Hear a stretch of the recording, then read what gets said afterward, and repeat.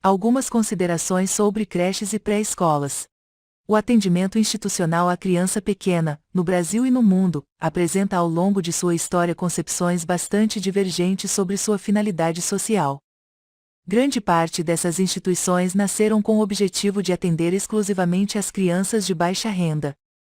O uso de creches e de programas pré-escolares como estratégia para combater a pobreza e resolver problemas ligados à sobrevivência das crianças foi, durante muitos anos, justificativa para a existência de atendimentos de baixo custo, com aplicações orçamentárias insuficientes, escassez de recursos materiais, precariedade de instalações, formação insuficiente de seus profissionais e alta proporção de crianças por adulto.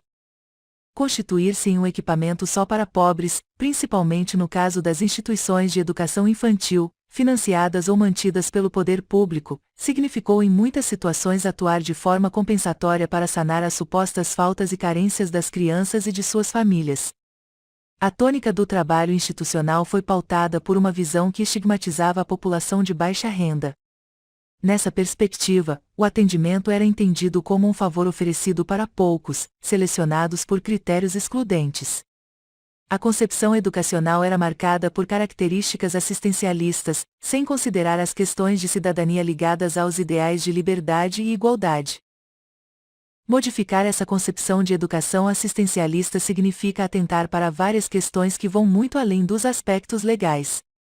Envolve, principalmente, assumir as especificidades da educação infantil e rever concepções sobre a infância, as relações entre classes sociais, as responsabilidades da sociedade e o papel do Estado diante das crianças pequenas.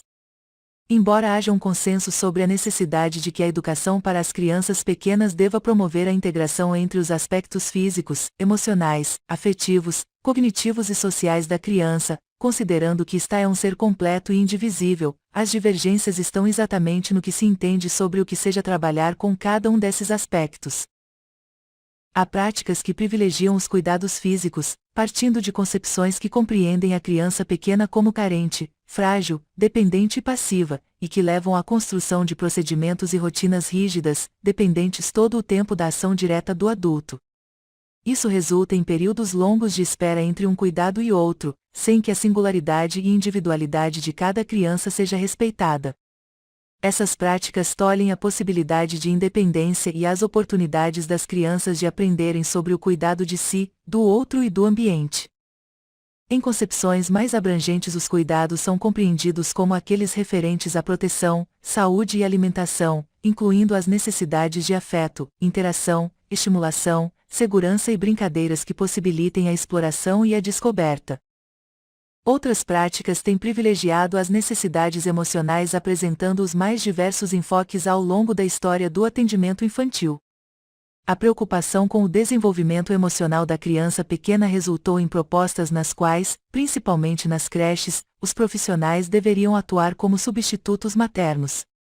Outra tendência foi usar o espaço de educação infantil para o desenvolvimento de uma pedagogia relacional, baseada exclusivamente no estabelecimento de relações pessoais intensas entre adultos e crianças.